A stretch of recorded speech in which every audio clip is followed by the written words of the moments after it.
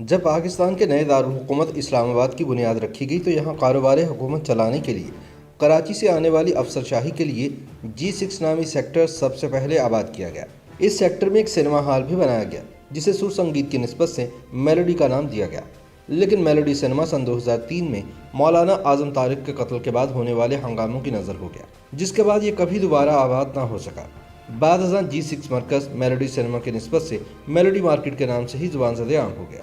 اس cinema سے متصل ایک اوپن تھیٹر آج بھی موجود ہے، جس کے بنانے والوں کا خیال تھا کہ یہاں موسیقار بیٹھ کر رباب پر تانے چھیڑیں گے، طبلے کی لے پر دل دھڑکیں گے، ہارمونیم کے ساز پر روح وجد میں آئے گی، اور جب ڈھول کی تھاپ پر پوٹوہار کا قدیم رقص سمی پیش کیا جائے گا تو پورا ماحول ہی محو رقص ہو جائے گا۔ مگر افسوس کہ آج یہ تھیٹر تو موجود ہے، مگر یہاں کے باسی اس سے اسی طرح بے خبر ہیں کہ جس طرح ٹیکسلا کے باسی یہ نہیں جانتے کہ کبھی یہاں گوتم بدھ کے چیلے آ کر امن، محبت اور رواداری کے گیت سنا کرتے تھے۔ میلوڈی اسلام آباد کا پہلا سینما تھا جو کہ سن 1966 کے وسط میں مکمل ہوا تھا۔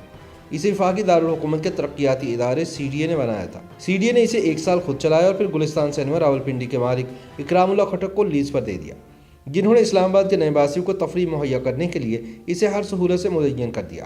ان دنوں آپ پارا کے فلیٹ اور چھوٹے گھر جونیئر سٹاف کے لیے، جبکہ G63 کمیشن افسران کے لیے مختص تھا۔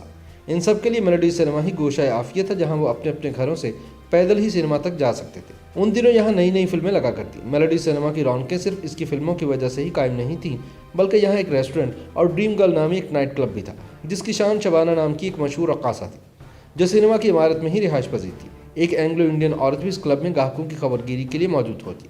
سینما میں ٹکٹ گھر کے ساتھ شراب کی ایک دکان تھی جس کا نام یاور وائن مرچنٹ تھا، جہاں سے لوگ شراب خریدتے۔ میلوڈی سینما میں آخری فلم جناح لگی تھی، پھر 6 اکتوبر سن 2003 کا دن آیا۔ لوگ شام کا شو دیکھ رہے تھے کہ ایک مشتعل ہجوم سینما میں گھس آیا۔ انہوں نے اعلان کیا کہ لوگ جلدی سینما خالی کر دیں، ہم آگ لگانے والے ہیں، جس پر سینما میں افراتفری مچ گئی۔ لوگ جانے بچا کر بھاگ کھڑے ہوئے۔ مشتعل مظاہرین نے سینما جلا کر بھسم کر دیا۔ مظاہرین اسی روز قتل ہونے والے سپاہی صحابہ کے رہنما رکن قومی اسمبلی مولانا اعظم طارق کے قتل پر احتجاج کر رہے تھے، جنہیں اسلام آباد کے ٹول پلازے پر گولیاں مار دی گئی تھیں۔ اس واقعے کو آج 17 سال گزر چکے، مگر سینما دوبارہ بحال نہیں ہوا۔ سن 2005 کے تباہ کن زلزلے میں سینما کے مالک عتیق کھٹک نے اپنی والدہ نفیسہ کھٹک، جو کہ اب PTI کی MNA ہیں، ان کے ساتھ مل کر یہاں پر معذور خواتین کی بحالی کا ایک مرکز بنایا تھا، جہاں بیک وقت 50 سے زائد خواتین کے علاج معالجے کی سہولیات دستیاب تھیں۔ عتیق کھٹک نے بتایا کہ یہاں 650 سے زائد لوگوں کے بیٹھنے کی گنجائش تھی۔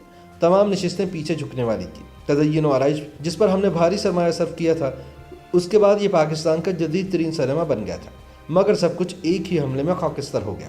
ہم نے سینما جلائے جانے کی FIR درج کروائی تھی۔ حکومت نے ہمارے نقصان کے ازالے کا وعدہ بھی کیا، جو آج تک پورا نہیں ہوا۔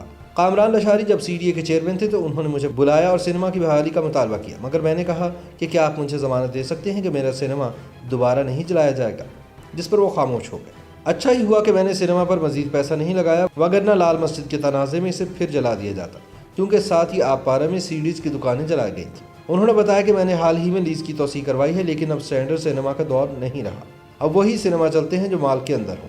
ہم دیکھ رہے ہیں کہ یہاں کوئی اور بزنس ماڈل اختیار کیا جائے، لیکن CDA کے قوانین اس کی اجازت نہیں دیتے، جس کی وجہ سے ہمیں ہر سال بھاری نقصان ہو رہا ہے۔